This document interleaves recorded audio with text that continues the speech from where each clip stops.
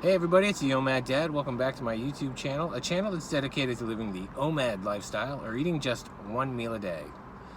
Today I'm going to talk about the calorie counting thing. It's one of the most frequently asked questions I get from someone that contact me either here or through a social media regarding OMAD is either one of the following. They usually either ask me, do I need to count calories on OMAD? Or I usually get asked, did I personally count calories when I was in my initial weight loss phase with OMAD? So I want to talk about that a little bit today. In short, no, you don't have to count calories, but in my opinion, you should really be mindful of how many calories it takes to maintain whatever your goal weight is. This is very easy to do. You could always go online. You could find an online calculator that you enter in whatever your goal weight is going to be.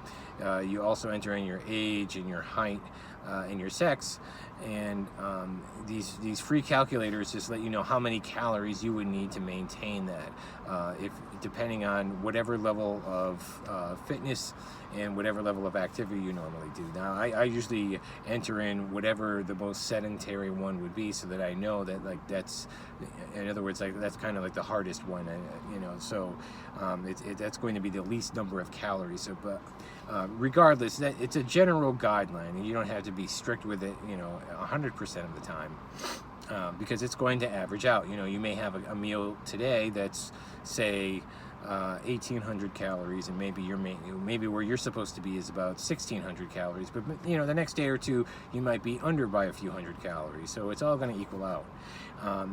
Calorie counting comes in handy for several reasons, in several situations.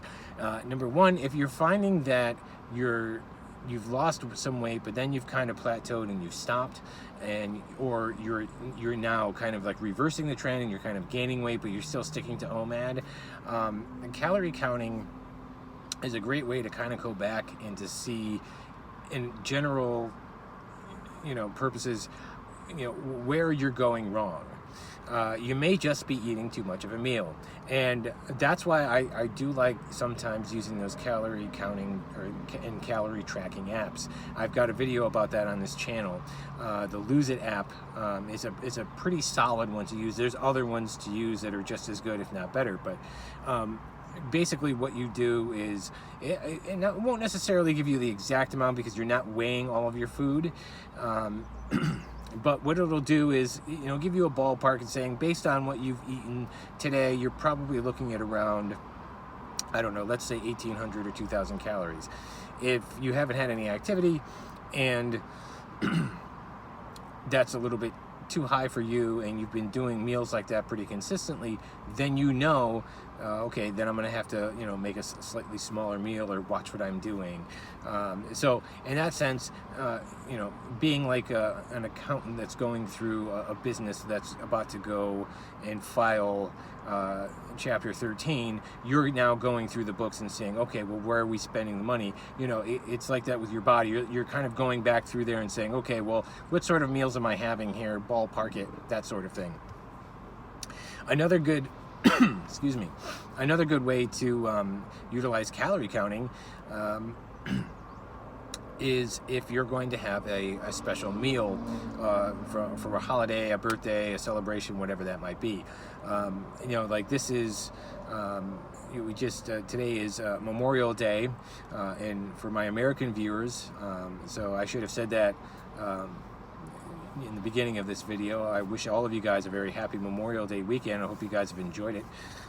We have had near record cold weather up here, and it was rainy all weekend. It was about 48 degrees. Not really how we intended to plan our Memorial Day picnic, but we made it work. We had a lot of family over.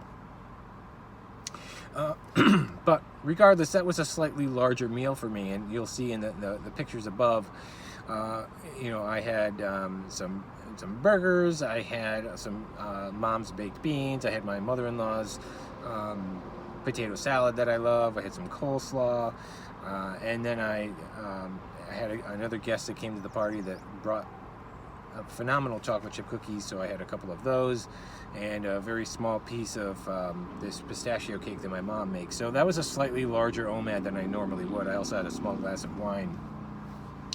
That's a larger meal than I normally would. So what I could do is, if I knew that was going to happen, I could utilize calorie counting several days before and several days after to say, okay, now I'm going to make sure that these OMADs are a little bit smaller, so that I can then account for that slightly larger meal that I'm going to have. So that's a good way to use calorie counting. You could skip the whole calorie counting altogether, though, if you choose to do your OMAD through the OPAD variation, which stands for 1 plate a day. You get yourself one average sized dinner plate, and you fill that plate up with food, whatever you want it to be for the day. You know, the general guidelines is nothing higher than 3 inches. You don't want it billowing over the edges. If you do that, then you don't have to worry about calorie counting, because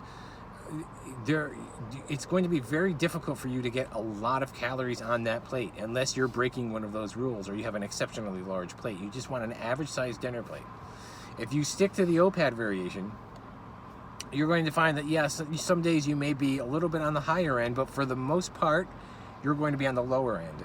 And people who use the 1 plate a day as a guideline will find that it's almost as effective as having, I've heard Joe from the OMAD Revolution channel describe it as effective as getting gastric bypass, and believe me, it really is. It's really something. It's very powerful, and it works very quickly, and you don't have to worry about counting calories. And even if you have several plates because you're having a meal that you don't want things commingling on there, you really don't have to worry about calorie counting. But if in those other 2 situations that I described before, those are the perfect opportunity to utilize it. Ultimately, the choice is yours. Like I say, I've had times where I've calorie counted and times where I haven't counted calories. I'm no longer counting calories right now.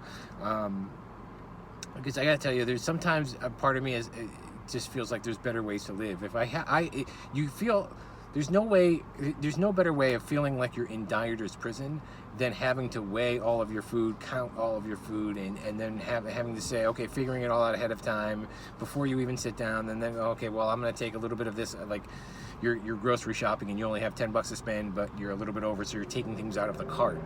You know, it's like you're taking things off your plate, and you know, nothing makes you feel like you're on a diet more than doing things like that. And I have better things to do with my life, and I'm sure some of you do too. But when you run into trouble, especially if you find that you're either plateauing for too long or you're actually starting to go into the opposite direction where you're putting on a little bit of weight, you may want to utilize calorie counting to see if you're in violation somewhere there. And then also to compensate for a slightly larger meal. But the other caveat, though, to that larger meal, though, is that you want to make sure that you're in control.